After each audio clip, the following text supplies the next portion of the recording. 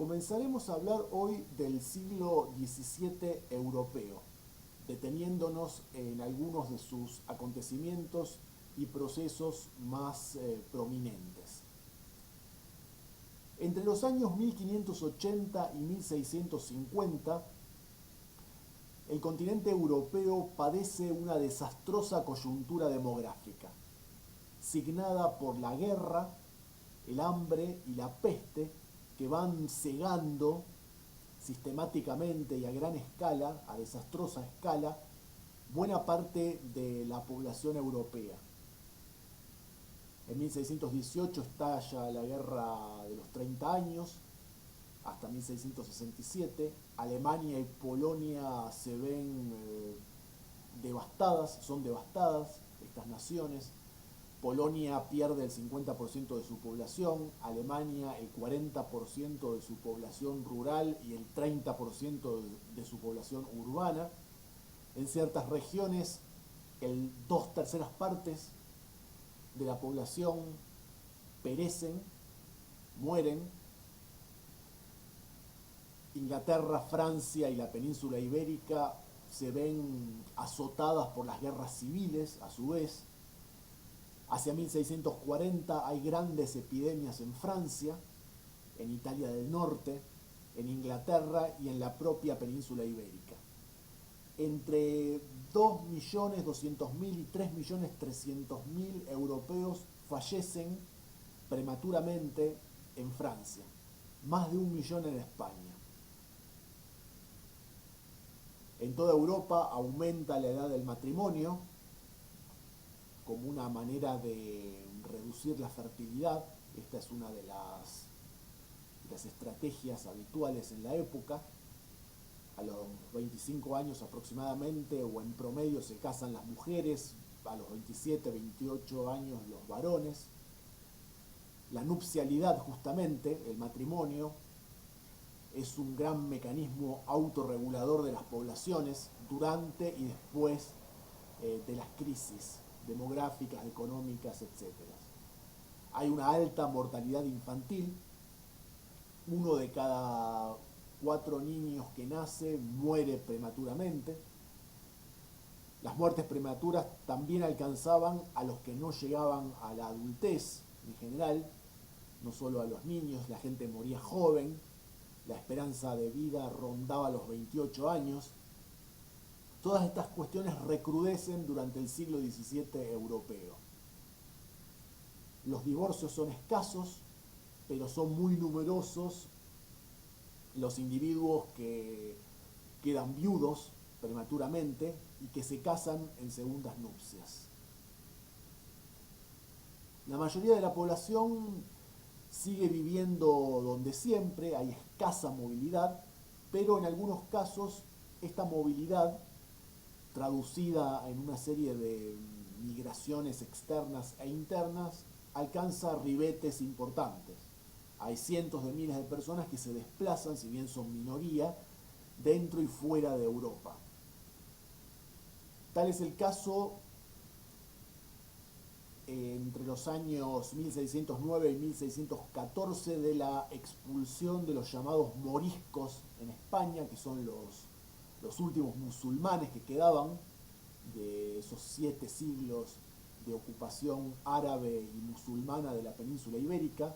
Quedaba una suerte de remanente demográfico, 275.000 personas que habían sido de lengua árabe y religión musulmana, que habían sido forzadas a bautizarse y luego, ante el fracaso de esta maniobra de aculturación, de asimilación, son expulsados masivamente de la península ibérica. Entonces aquí tenemos 275.000 personas europeas que se ven obligadas a abandonar el continente. También alrededor de 1.000.000 lo hacen de manera más o menos voluntaria, europeos, que dejan su continente natal para afincarse en el llamado Nuevo Mundo, esto es, en América. También tenemos el caso de los hugonotes, protestantes franceses, los que no son masacrados masivamente, deben abandonar Francia, son expulsados, 200.000 de ellos. Aquí tenemos otro ejemplo de una movilidad demográfica masiva y trágica. En este contexto desastroso de guerras, pestes, miseria, muertes prematuras y todo tipo de calamidades que cegan la población europea, sin embargo hay una clara y notable supremacía demográfica de Francia, que es el país más poblado de Europa. Esto favorece la constitución en este país de grandes ejércitos que recorrerán y conquistarán buena parte de Europa. El siglo XVII es precisamente el siglo de la supremacía militar primero y cultural después de Francia, y mucho tiene que ver esta supremacía demográfica francesa. Hay 20 millones de personas que habitan en Francia, y el segundo país europeo más poblado es Austria con 10 millones. Entonces aquí hay una notable diferencia demográfica, poblacional, que favorece a los franceses en detrimento del resto de los europeos. Otro fenómeno habitual en el siglo XVII es que en Europa recrudecen las revueltas campesinas, tanto en la Europa oriental como en la Europa occidental.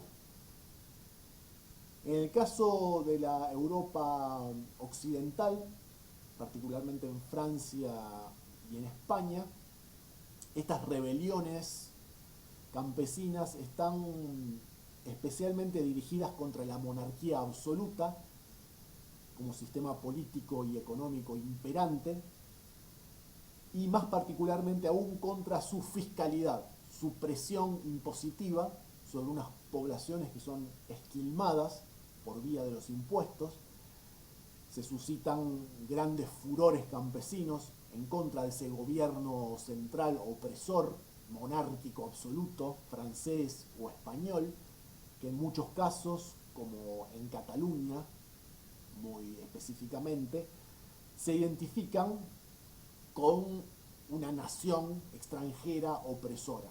Tal es el caso del gobierno central de la monarquía absoluta castellana, que gobierna Cataluña y trata de esquilmar, explotar fiscalmente, controlar de manera política, administrativa, económica a Cataluña, suscitando un resquemor, un furor de tipo económico, pero también étnico, lingüístico, cultural.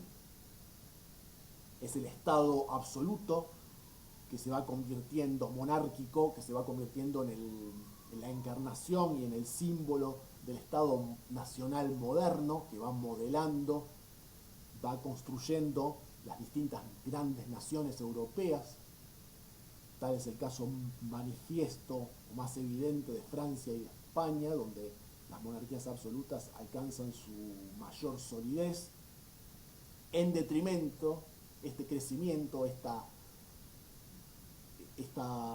unificación territorial y esta centralización administrativa y fiscal, en detrimento de las minorías o de las naciones más pequeñas, que se ven fagocitadas o se ven dominadas por estos estados centrales, centralizados, monárquicos, que se identifican con una nación en particular, ya sea la castellana en España, que impone su lengua y su gobierno central, o ya sea la monarquía absoluta francesa. Tal es el caso también de Inglaterra, con algunos bemoles y particularidades. En lo que respecta a la faz económica, el sistema preponderante en el siglo XVII europeo es el denominado mercantilista, según el decir del economista, famoso economista inglés Adam Smith. El mercantilismo como doctrina económica imperante en la época, en este siglo XVII europeo, señala o sostiene que la riqueza de una nación está basada en sus disponibilidades de oro y plata, obtenidas por vía del comercio exterior. Entonces lo que tienen que hacer, o se supone que tienen que hacer los países, es acaparar metales preciosos, oro y plata, provenientes del comercio exterior, y asegurar una balanza comercial favorable, donde sean muchos más, siempre, digamos, mucho más la cantidad de oro y plata que ingresa y permanece en el país que aquella cantidad que sale del país por vía de importaciones. Las exportaciones tienen que ser más fuertes, mayores que las importaciones, de modo tal que el país se enriquezca, porque se supone que mientras más oro y plata queden en un lugar, este país será más rico. Esta es la preocupación mayor de los gobernantes en el periodo. Otra particularidad económica que tiene que ver asimismo con la geopolítica, durante el siglo XVII en Europa el Mediterráneo, el mar Mediterráneo, deja ya definitivamente de ser el centro de la economía mundial. Se da entonces el ascenso de la Europa atlántica, del noroeste europeo, con tres grandes potencias atlánticas capitalistas, que son las denominadas Provincias Unidas, los llamados Países Bajos, los también llamados Países Bajos, Inglaterra y Francia, que suplantan a las potencias también atlánticas en su primer momento, como el caso de España y Portugal, y con anterioridad, como habíamos visto, esas potencias europeas mediterráneas, típicamente medievales y renacentistas, el caso de Génova, Venecia, Cataluña misma.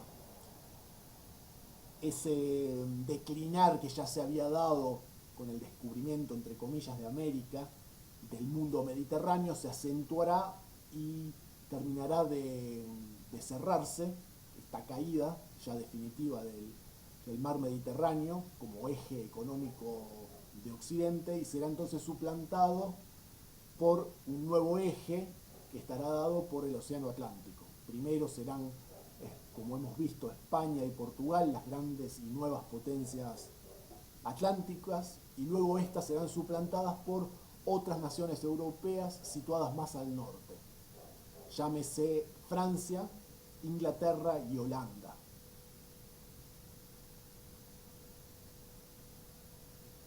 Hay una fuerte rivalidad al interior de estas nuevas potencias del norte atlántico europeo, sobre todo entre Inglaterra y las Provincias Unidas, también conocidas como Países Bajos y Holanda, que, recordemos, formaban parte de lo que hoy serían Bélgica y Holanda, formaban parte del Imperio Español, de los Habsburgos.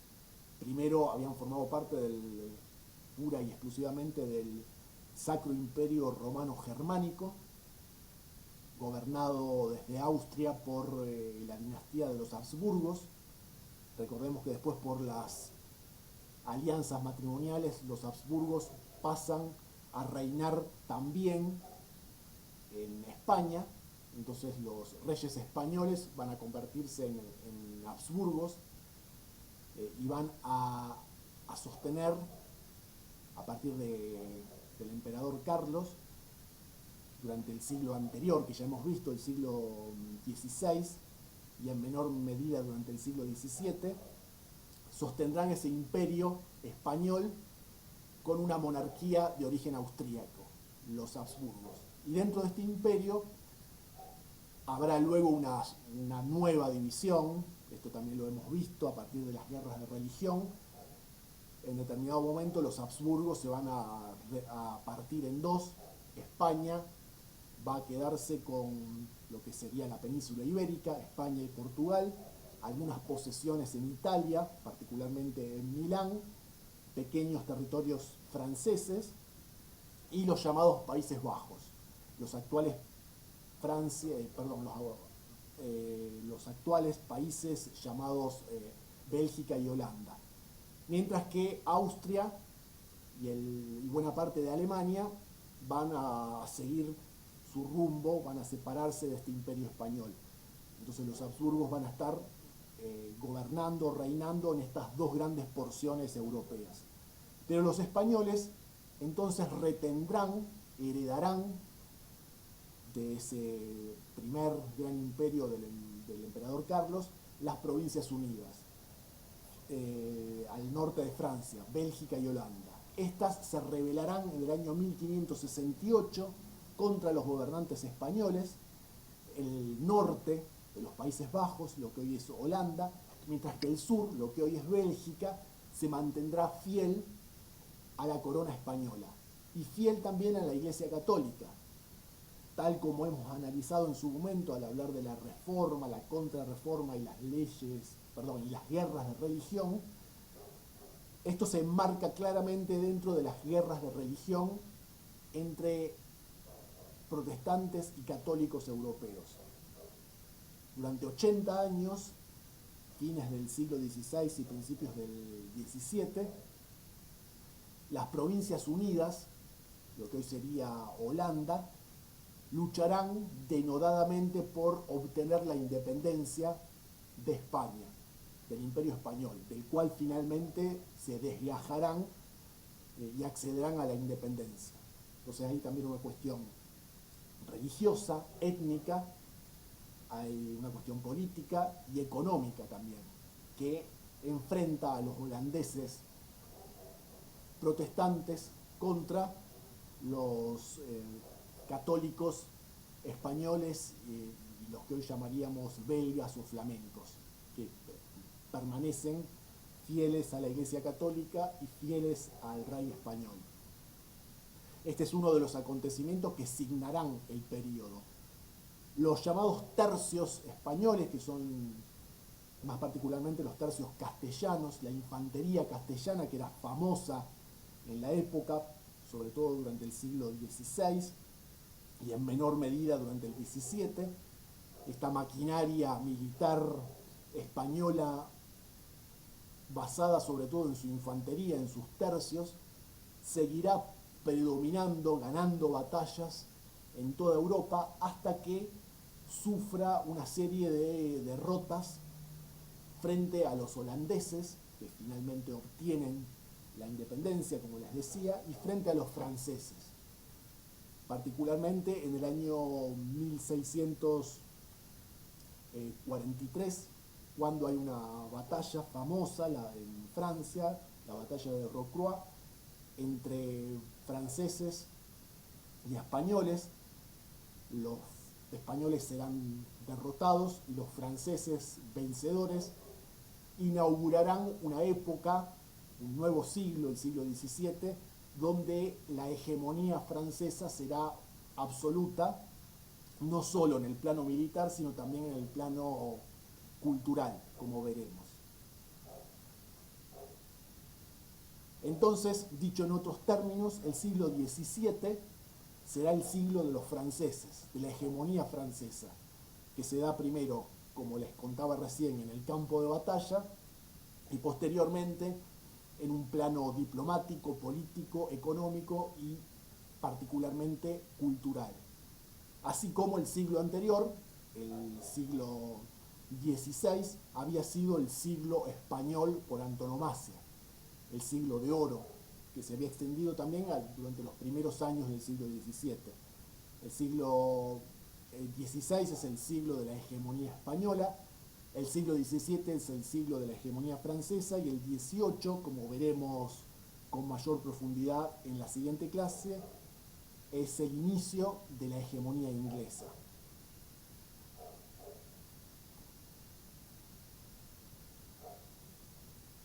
Hay otro conflicto bélico, aparte de la guerra de independencia de los holandeses contra los españoles, que se inicia en 1618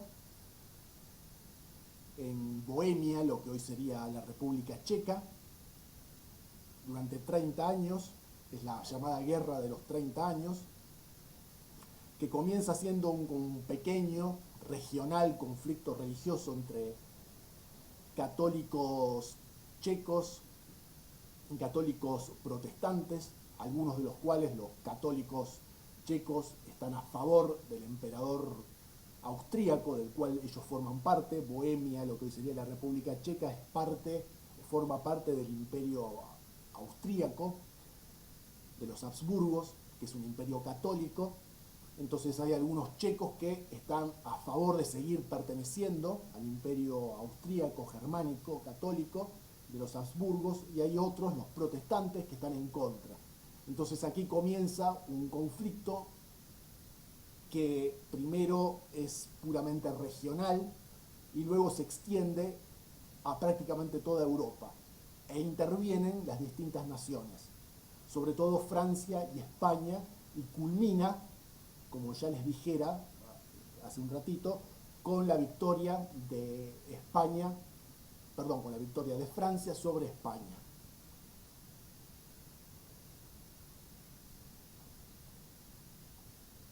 Ustedes verán con mayor detalle en los textos que tienen las tres fases de la guerra. Pasaré por alto las mismas. Solo les recordaré que en 1643 se produce la victoria francesa contra la infantería hispánica, y la paz de Westfalia o Westfalia de 1648 es la que da por finalizada la guerra de los 30 años, asegurando o confirmando los éxitos de Francia, éxitos militares de Francia y de sus aliados, y la derrota de España y de sus aliados, entre ellos el imperio austríaco, el cual va a terminar orientado, tras esta derrota militar de austríacos y de españoles frente a los franceses, va a quedar orientado hacia, valga la redundancia, hacia el oriente, hacia el este europeo, hacia el Danubio. Entonces se formará un nuevo imperio de los Habsburgos con centro neurálgico en Viena, en Austria, y solo se conservará una pequeña parte del sur, alemán, mientras que la mayor parte de Alemania se escindirá, seguirá su propio camino, signado sobre todo mayoritariamente por la religión protestante. Los pocos alemanes católicos del sur de Alemania y toda Austria, que será enteramente católica, formarán este nuevo imperio orientado hacia el este europeo, hacia el Danubio, que será el imperio austrohúngaro.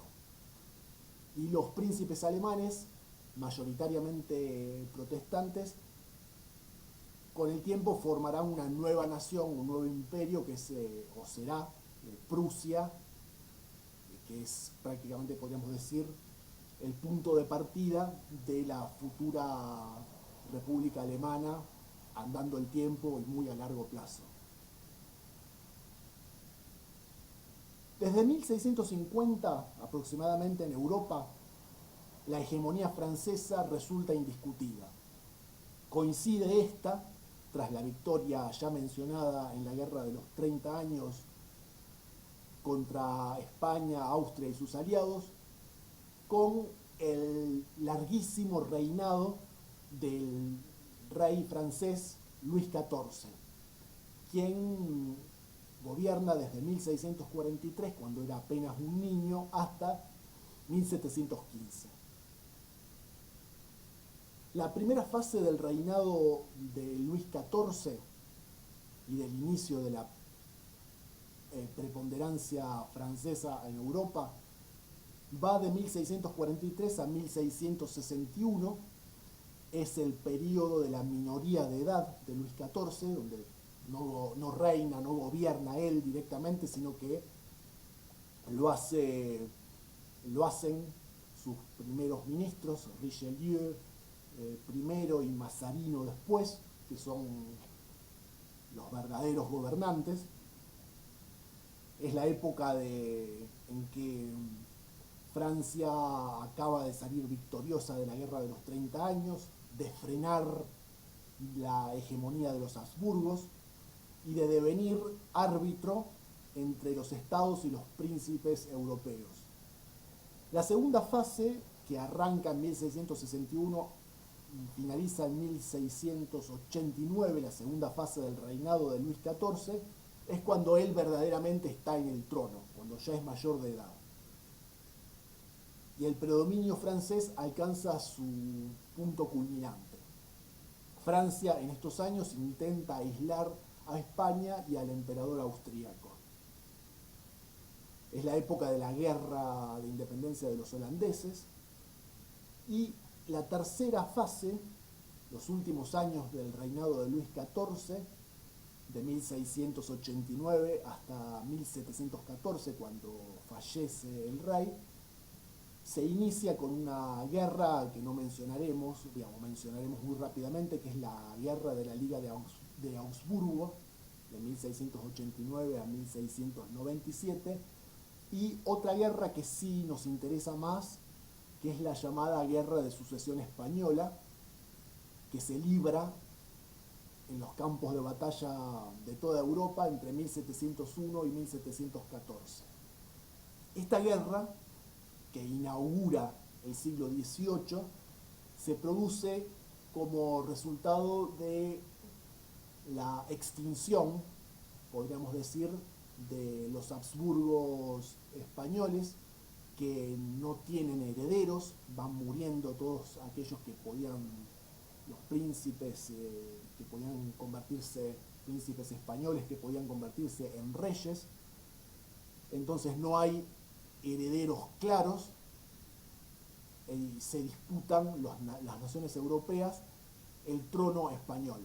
Finalmente van a ser los franceses los que impongan a un príncipe de la casa, la familia reinante francesa de los Borbones. Entonces los Borbones, los franceses, van a ganar esta guerra de sucesión española, van a imponer un rey francés en España, y los viejos enemigos, los reinos de Francia y de España, se van a convertir en aliados a partir del siglo XVIII. España va a perder todas sus posesiones europeas extrapeninsulares. Francia conservará su hegemonía, pero su empuje será frenado y aparecerá Inglaterra ya en el siglo XVIII como nueva triunfadora. Esto lo retomaremos en la próxima clase cuando veamos el siglo XVIII. Mientras tanto, el periodo que nos interesa, el de Luis XIV, el llamado Rey Sol, quien acuñara esa frase famosa de "el Estado soy yo", lo que él quería decir es que él encarnaba en su persona el Estado absolutista, centralizado, francés. Él está a la cabeza de una inmensa estructura administrativa, política, cultural, militar, fiscal, que modela Francia y Europa sobre la base de este núcleo cultural francés, que va a imponer su lengua y su cultura a partir de estas herramientas militares y administrativas y fiscales, primero sobre Francia, donde el francés no es la única lengua que existe, pero se va a imponer sobre otras variedades lingüísticas, y luego sobre el resto de Europa. El francés va a ser la lengua literaria, la lengua culta de todo el continente europeo durante largo tiempo. Va a ser la lengua diplomática incluso hasta bien entrado el siglo XX. La monarquía francesa impone a sus súbditos y a los de otras naciones europeas la idea del Estado como instrumento forjador de la nacionalidad francesa y de las distintas nacionalidades europeas. El siglo XVII europeo es también el siglo del absolutismo, del sistema imperante en Europa. El rey actúa sin trabas y sin límites por encima de las leyes. España y Francia entonces son los países más absolutistas de la región. Pero en realidad el rey no podía gobernar de manera total por sí mismo, sino que lo hace muchas veces por medio de los llamados validos o favoritos, que son una suerte de primeros ministros que gobiernan realmente. Durante largos periodos en que los reyes, como en el caso de Luis XIV, son menores de edad, la situación es evidente. Los primeros ministros son los que aprovechan la minoría de edad del monarca para gobernar de manera directa, aunque temporal, pero aún incluso cuando llegan al trono, cuando alcanzan la mayoría de edad, es muy frecuente que tanto los reyes españoles como los reyes franceses tengan un favorito, un valido, un primer ministro que paradójicamente suele tener más poder y alcance que el propio monarca. Es el caso de los cardenales Richelieu y Mazarino en Francia, del duque de Lerma, el conde duque de Olivares y Luis de Haro en España. La centralización estamental y territorial de estas grandes naciones absolutistas europeas, francesa y española, provoca tensiones y enfrentamientos. Es el ejemplo de la revuelta de la Fronda parisina entre 1648 y 1653, o las revueltas populares de Cataluña y Portugal en la península ibérica en 1640. Por momentos esta presión fiscal, sobre todo y militar, administrativa y cultural de las monarquías absolutas se torna intolerable y hay ciertas regiones, como pueden ser los parisinos, como pueden ser los catalanes o los portugueses, que se alzan en armas, por lo general infructuosamente a largo plazo, contra estos estados absolutos que devienen insoportables, ¿no? Devienen tiránicos. En Inglaterra también se da este tránsito que ya habíamos mencionado y analizado en su momento del sistema feudal al sistema absolutista. Pero se resuelve de otra manera. Durante el siglo XVII hay dos revoluciones en Inglaterra, que muchas veces se habla de la revolución inglesa, en realidad fueron las dos revoluciones inglesas que signaron el siglo XVII en la isla británica y que enfrentan a los burgueses sobre todo contra, y en parte a la nobleza, contra esta monarquía inglesa centralizada de los Tudor primero y de los Estuardo después. En el siglo XVII son los Estuardos escoceses los que se convierten en soberanos, en reyes en Inglaterra. Recordemos que la familia, la dinastía de los Tudor se extingue en Inglaterra y es suplantada por otra dinastía real, la escocesa de los Estuardo, que estaba emparentada desde muy antiguo con los Tudor. Y ahí, a lo largo del siglo XVII, los últimos monarcas absolutos en Inglaterra, que no son de origen inglés, sino de origen escocés, son los Estuardos, los cuales van a ser enfrentados en dos oportunidades, en dos revoluciones, y expulsados del poder, al punto tal que uno de estos monarcas, el rey Carlos de Inglaterra, es ejecutado, le cortan la cabeza, tal como sucedería 100 años más tarde en Francia con el rey francés. Hay un periodo breve en que un tal Oliver Cromwell en Inglaterra asume el poder, se convierte en una suerte de dictador pretendidamente republicano.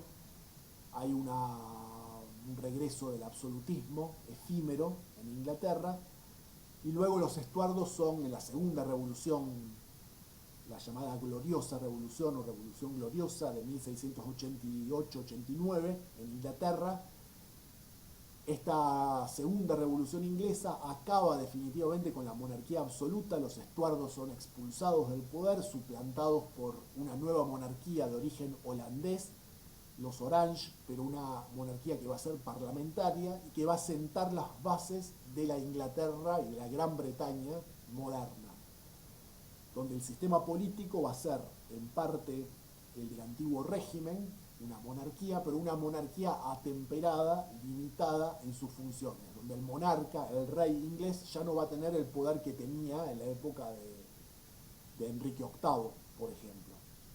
La monarquía parlamentaria inglesa va a permitir a su vez, tal como veremos cuando analicemos el siglo XVIII, el desarrollo de un sistema capitalista y de un tipo de sociedad más moderna. Es el caso inglés, pero es el único caso con estas peculiaridades en el continente europeo. En el resto de Europa van a predominar en el periodo las monarquías absolutas, hasta la hecatombe, como también veremos, de la Revolución Francesa, donde estas monarquías absolutas van a sufrir un cimbronazo todavía peor que el que habían sufrido durante la Revolución Inglesa, que les acabo de relatar. Bueno, paralelamente, en la faz cultural, hay dos grandes movimientos, paralelos también entre sí, coetáneos, que son el llamado barroco y el clasicismo.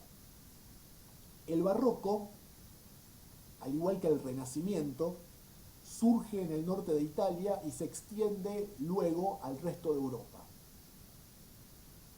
Hay una primacía artística de Italia, una influencia italiana que nuevamente se extiende por toda Europa, se materializa en grandes pintores barrocos como Rubens en Flandes, lo que hoy sería Holanda, Poussin en Francia, pero el prestigio italiano siempre se mantuvo. Es el ejemplo del inevitable viaje artístico iniciático a Italia. El barroco busca restaurar la eficacia de las imágenes, su antigua formación o función, mejor dicho, de conmover al espectador y de revalorizar la filosofía popular. Hay una condena del barroco contra el virtuosismo y la vanidad de los artistas.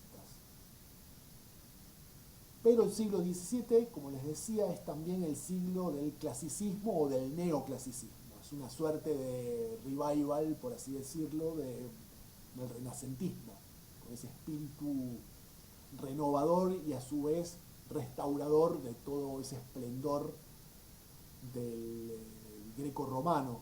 El clasicismo en Europa, cuando hablamos del mismo, es esa austeridad de líneas, esa primacía, ese prestigio de la gran antigüedad greco-romana. Básicamente es eso. Con el barroco, el renacimiento, el clasicismo retrocede en parte, pero después regresa, paralelo al barroco también, con el llamado clasicismo o neoclasicismo. Particularmente en la Francia de Luis XIV, y se difunde desde Francia a Inglaterra y a los demás países protestantes. Mientras que el resto de la Europa central, España, Austria, Italia, permanece en el barroco. La época clásica tiene que ver con reponer de nuevo, como en el Renacimiento, las ambiciones universalistas, la depuración del lenguaje en lo que hace a la literatura y a la lengua, la voluntad de representar al hombre de siempre. Lo clásico tiene que ver con lo permanente, con la austeridad, con la racionalidad, con el rechazo a lo pintoresco y a la imaginación, con la exigencia de la razón, con la claridad y el rigor, la preferencia antes que la efusión, la preferencia por la demostración, probar antes que conmover, lo emocional, lo pintoresco, es considerado malamente o negativamente y se lo reemplaza por la austeridad, por la serenidad, por la razón, por la objetividad, etc. La expresión literaria del clasicismo la vemos en Francia y en lo que hace a la literatura dramática, el teatro, con Corneille, Molière, Racine, también con Pascal, La Fontaine, Boileau, Bossuet. La experiencia artística clásica tiene un modelo a imitar, arquitectónico sobre todo este modelo, que es el Palacio Real de Versalles.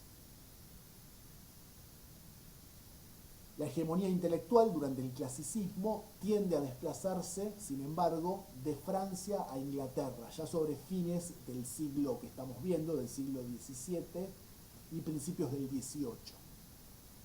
Va a haber una suerte de posta que pasa de, por así decirlo, de Francia a Inglaterra en la faz cultural, pero sobre todo en la faz científica. Esto lo veremos mejor cuando nos detengamos en el siglo XVIII, el prestigio de la recién fundada Royal Society de Inglaterra, de Isaac Newton, su máximo exponente, y de toda una serie de científicos ingleses que van a marcar la supremacía científica, cultural, económica de Inglaterra, ya sobre fines del XVII, comienzos del XVIII, pero más particularmente durante la centuria que veremos luego, la del siglo XVIII. Se establecen de esta manera, y con esto vamos cerrando, las estructuras de discusión del siguiente denominado siglo de las luces europeo, este siglo de las luces que va a ser el siglo XVIII, donde Francia va a seguir siendo muy importante, pero donde Inglaterra lo será en ciertos aspectos, sobre todo el científico, todavía más.